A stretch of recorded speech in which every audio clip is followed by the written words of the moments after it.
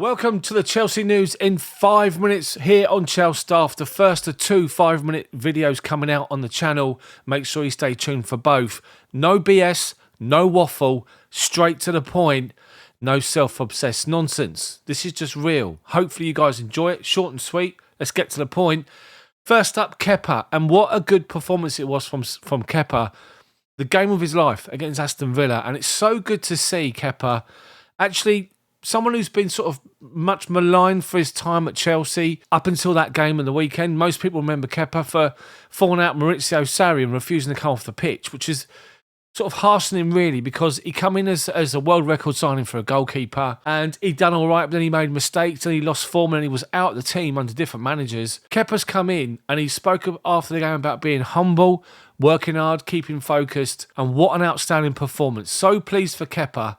And I'm so pleased he's got his chance and he's taking it. Fair play to him. Let's hope he continues tomorrow night at Brentford. Now to Mason Mount, who's stated that he's not worried about the World Cup and possibly getting injured before the World Cup, to just focus purely on Chelsea.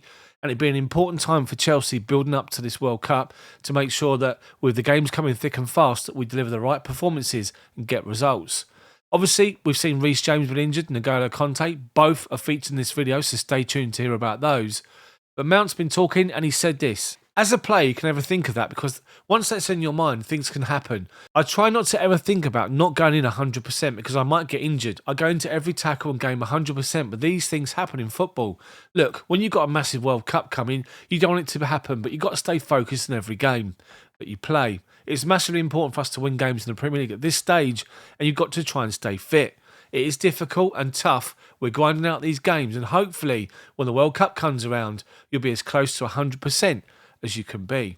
Mason Mount has been quite simply outstanding. Now to the big news breaking today. N'Golo Kante has had surgery. It's been decided with specialists that he needs to have surgery on his hamstring injury, and he's now out confirmed for a minimum of 4 months, which takes him out of the World Cup and most of Chelsea's season, with this being the final season on his contract. I've asked you guys on previous videos about N'Golo Kante and what do we do with his situation, because we all know what a fully fit N'Golo Kante brings to Chelsea Football Club and the team on the pitch. When he's on that pitch and he's fully fit, there's nobody like him. No one that has an influence or an aura about them in that midfield area, and you're going to find it really, really hard to replace him. However, the injuries, news today about surgery, maybe that might solve the issue. And if he can get back to being fit and prove his fitness between when he can get back and the end of the season, it might convince Chelsea to give him a new contract. We all want to see N'Golo Kante fit.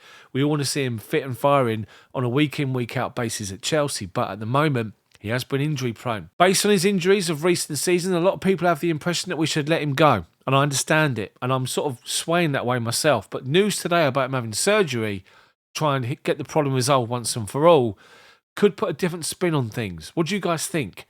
If the surgery can solve the issue, do we give him another contract? Or is it time to cut ties? Let me know, comment section below. Final story is the news that Reece James obviously is out for 8 weeks with knee ligament damage. He hasn't done anything majorly serious requiring surgery, but that's 8 weeks. And The Athletic posted up an article asking the question, or making a statement to say that Graham Potter's biggest Chelsea test so far will be replacing Reece James for that 8-week period. As we saw last season, without Chilwell one side and Reece James the other, Chelsea suffered badly in that particular area. And you could argue the Chilwell situation, because you had Marcus Alonso, is still a threat going forward. But on the right-hand side, Reece James, in what he brings overall as a player going forward and in defence, you're never going to replace him.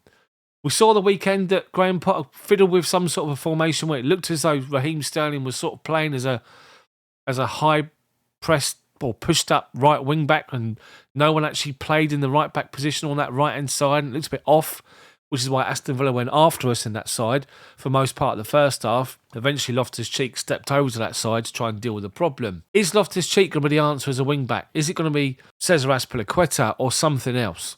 It's the biggest problem that he's got to deal with at the moment, Graham Potter, in addition to Kante.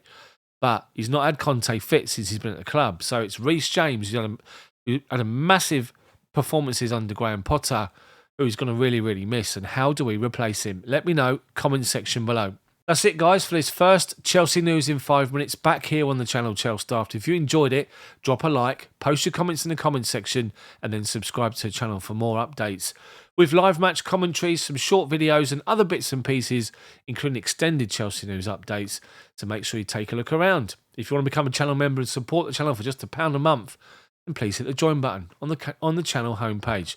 For now, take a look at this next video, and I'll see you next time.